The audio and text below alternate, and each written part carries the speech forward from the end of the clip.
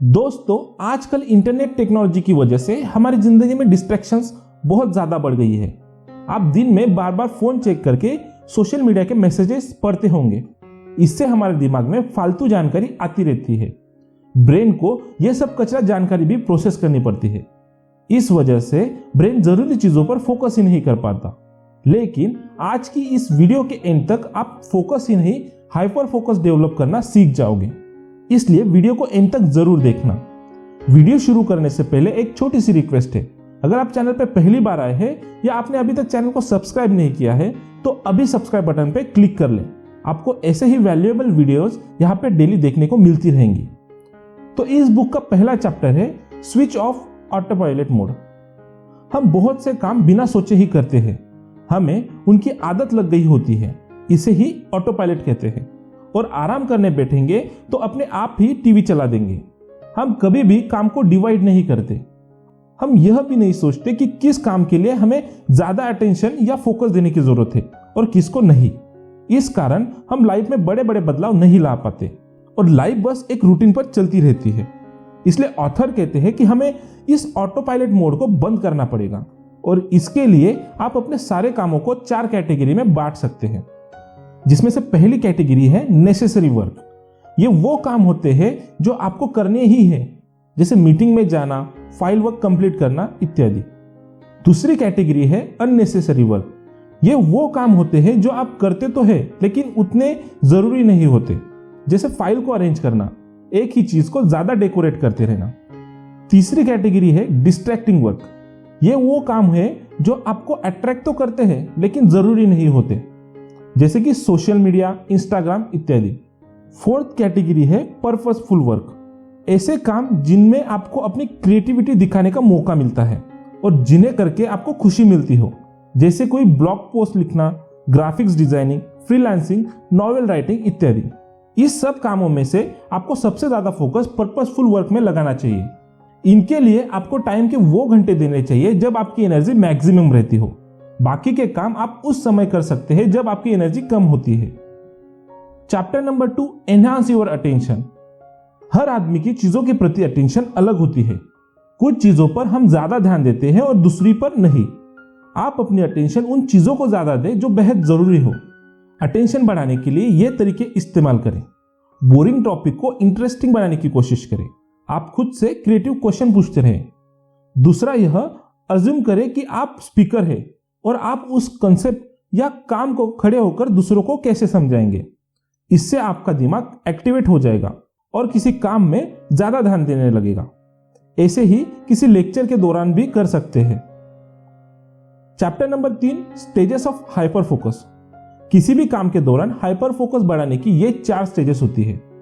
पहली stage, choose.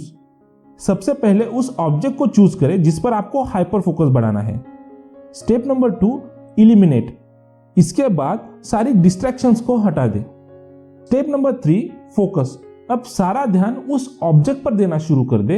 अगर study कर रहे हो तो हर लाइन को एनालाइज करें कि क्या कहा जा रहा है। चीजों को इमेजिनेट भी करें। Stage number 4, refocus. ध्यान अगर भटक जाए तो जल्द से जल्द उसे वापस ले आए। Chapter number 4, remove distractions. कई बार जरूरी काम करते समय बहुत सी डिस्ट्रैक्शन आती रहती है। इन्हें हटाने के लिए ये तरीके इस्तेमाल कर सकते हैं, जिसमें से पहला तरीका है, आजकल के जमाने में फोन सबसे बड़ी डिस्ट्रैक्शन है।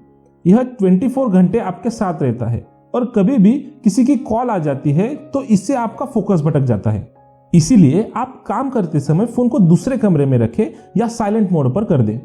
दूसरा तरीका है, हर दिन हमें तरह तरह की ईमेल आती रहती है। उन्हें पढ़ने से आपके दिमाग में तरह तरह के विचार आने लगते हैं या आप उनका रिप्लाई देने लग जाते हैं। इससे आपका बहुत सा टाइम वेस्ट हो जाता है। इसलिए फालतू की वेबसाइट्स को अनसब्सक्राइब कर दें और मेल्स के लिए 5 मिनट रूल लगाएं। सारी मेल्स 5 मिनट में पढ़ें। जो जरूरी नहीं है उन्हें उसी समय डिलीट करते जाएं। तीसरा तरीका है, छोटी छोटी चीज के लिए मीटिंग की जरूरत नहीं होनी चाहिए। ऐसी मीटिंग्स न खुद रखें और न ही उनमें जाए। इससे आपका बहुत सा टाइम और एनर्जी बच जाएगी, जिसे आप जरूरी काम में लगा सकते हो। Chapter number 5, hyper focus as habit. आपको अपना फोकस बढ़ाने की आदत बनानी पड़ेगी। हर दिन 3 कामों की लिस्ट बनाइए और उन पर पूरा फोकस देने की कोशिश कीजिए। जैसे 15 मिनट एक्सरसाइज करने का गोल बनाइए। इसके बाद हर दिन डिस्ट्रैक्शन को हटा दीजिए और पूरा फोकस उस काम को दीजिए। इस बीच कोई भी कॉल मत लीजिए और काम को बीच में मत छोड़िए। ऐसे ही अगर कुछ लिखना हो तो पूरे फोकस से लिखिए। यह देखिए कि आपकी कंसंट्रेशन सबसे ज्यादा कब होती है। कुछ लोगों का फोकस सुबह सुबह अच्छा होता है। ऐसे लोगों को सुबह जल्दी उठकर लिखना चाहिए, जबकि कुछ लोगों की कंसंट्रेशन शाम के समय अच्छी होती है, तो उन्हें उस समय लेखन कार्य में लगाना चाहिए। बहुत से राइटर हाइपर फोकस की मदद से ही बड़े बड़े नॉवेल्स लिख पाते हैं और वैज्ञानिक अपने आविष्कार कर पाते हैं। वे अपनी दुनिया में ही लीन होते हैं, क्योंकि दोस्तों ये गप्पे हाँकने से भी आपकी एनर्जी बर्बाद होती है और आपके दिमाग में फालतू विचार भरते रहते हैं। इसलिए अगर कुछ क्रिएटिव करना है तो अकेले खुश रहना सीखिए। Chapter number 6, scatter focus. दोस्तों यह किताब वैसे तो हाइपर फोकस पर है, लेकिन इस चैप्टर में लेखक ने एक और इंटरेस्टिंग फोकस के बारे में बताया है, जिसे स्कैटर फोकस कहा जाता है, जिसका अर्थ यह है कि कभी कभी हमें अपने दिमाग को भटकने देना चाहिए और उसे फॉलो भी करना चाहिए। कई बार दिमाग डे ड्रीमिंग करने लगता है, वह अपनी कल्पना की दुनिया में खो जाता है, वह अपने ख्वाबों को पूरा करने के रास्ते ढूंढता है। ऐसे में यह देखिए कि आपका ब्रेन बार बार किस सपने के बारे में सोचने लगता है। वह आपका स्कैटर फोकस होता है। उसे नोट कर लीजिए और फिर उस पर हाइपर फोकस लगा दीजिए। जैसे अगर आप बार बार YouTube चैनल शुरू करने की सोचते रहते हैं तो उसे लिख लीजिए और फिर पूरा फोकस YouTube चैनल शुरू करने पर लगा दीजिए। Chapter number 7, recharge your brain. बहुत बार कोई कॉम्प्लेक्स कार्य करते हुए हमारा दिमाग थक जाता है। इससे हमारा फोकस हिल सकता है और हम उस कार्य को अच्छे से नहीं कर सकते हैं। ऐसे ही कई बार पढ़ते पढ़ते हम ऊब जाते हैं और ऐसा लगता है कि कुछ भी दिमाग में नहीं जा रहा है। ऐसे में आपको अपने ब्रेन को फिर से रिचार्ज करना होगा। दरअसल ज्यादा देर तक दिमागी कार्य करने से हमारे न्यूरोट्रांसमीटर खत्म हो जाते हैं और हम अपने काम पर फोकस ही नहीं कर पाते। इसलिए हमेशा 45 मिनट के बाद ब्रेक लेते रहे। किसी गार्डन, पार्क या जंगल में वॉक पर जाए। मेडिटेशन करके स्ट्रेस को दूर रखे। ड्राई फ्रूट्स जैसे बादाम, अखरोट, काजू आदि खाएं, जो दिमाग के लिए अच्छे होते हैं। आप म्यूजिक भी सुन सकते हैं। हॉबीज को समय देकर खुद को रिलैक्स करें। इस सब से आपका दिमाग फिर से तरोताजा हो जाएगा और आप अगले घंटे फिर से हाइपर फोकस के साथ काम कर सकते हो। Chapter number 8, connecting the dots. कई बार हमारे दिमाग में कोई प्रॉब्लम चल रही होती है और हमें उसका कोई सॉल्यूशन ही नहीं मिलता। ऐसे में हमें हाइपर फोकस का इस्तेमाल करना चाहिए। तो सबसे पहले प्रॉब्लम्स के सभी पहलुओं को लिख लीजिए। इसके बाद एक हफ्ते का समय दीजिए और उस प्रॉब्लम से रिलेटेड जो भी सॉल्यूशन दिमाग में आए उन्हें भी नोट करते जाइए।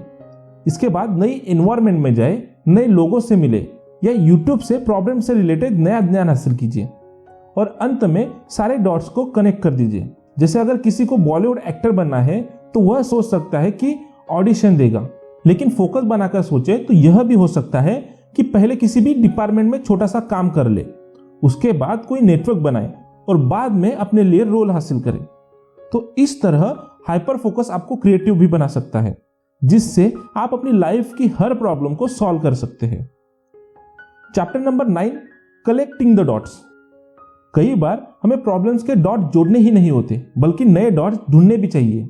जैसे ऊपर के एग्जाम्पल में अगर किसी को एक्टर बनना है तो उसे और भी जानकारी इकट्ठी करनी चाहिए।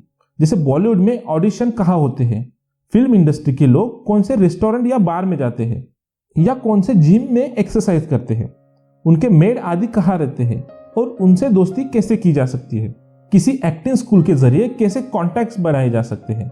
जब किसी एस्पिरेंट के पास ये सारी जानकारी या डॉट्स हो जाएंगे तो फिर उन्हें जोड़ना बहुत आसान हो जाएगा और सक्सेस के चांसेस दूसरे लोगों से कहीं ज्यादा बढ़ जाएंगे। इसीलिए हर प्रॉब्लम्स के आगे पीछे, ऊपर नीचे और चारों ओर के पहलुओं पर भी गौर करना चाहिए। इससे सॉल्यूशन जल्दी मिलेगा। Chapter number 10, distress with gratitude. अपनी खुशी के लिए काम करें, इससे आपका फोकस अपने आप ही अच्छा हो जाएगा। हर दिन सोने से पहले यूनिवर्स का आभार मानें, उसे थैंक यू बोले, उससे कहे कि इतना अच्छा दिन देने के लिए धन्यवाद, सनलाइट के लिए धन्यवाद, ऑक्सीजन के लिए धन्यवाद, फूड के लिए धन्यवाद। हम यूनिवर्स से हर चीज लेते ही है, बदले में उसे कुछ नहीं देते, इसलिए उसे थैंक यू बोलकर अपना ग्रेटिट्यूड जाहिर करें। इससे आपको यह भी लगेगा कि आपके पास सब कुछ है और आपके अंदर खुशी का संचार होगा। इसके अलावा हर दिन डायरी लिखिए, इससे आपको अपनी जिंदगी के बारे में क्लैरिटी मिलेगी। अक्सर मेडिटेशन करें, आंखें बंद करके ध्यान लगाएं और अपने ईश्वर को देखें। साथ ही जब भी मौका मिले दूसरों की हेल्प करते रहें। इससे आपको लगेगा कि आप बहुत यूजफुल पर्सन हैं और आपको खुद पर गर्व होगा। दोस्तों, आज का ये वीडियो देखकर आपने भी सीखा होगा कि अपनी कंसंट्रेशन और फोकस को कैसे बढ़ाना है, जिससे आपको प्रॉब्लम्स को सुलझाने में मदद मिलेगी। वीडियो पसंद आया तो वीडियो को लाइक एंड अपने फैमिली एंड फ्रेंड्स के साथ जरूर शेयर करें, ताकि उनको भी इससे मदद मिल सके। आपने अभी तक चैनल को सब्सक्राइब नहीं किया तो अभी सब्सक्राइब कर लें और बेल नोटिफिकेशन भी ऑन कर लीजिएगा, ताकि आने वाले वीडियो आप मिस न कर पाओ। तो चलिए मिलते हैं कल एक और इंटरेस्टिंग वीडियो के साथ। आपका अपना कीमती समय देने के लिए धन्यवाद।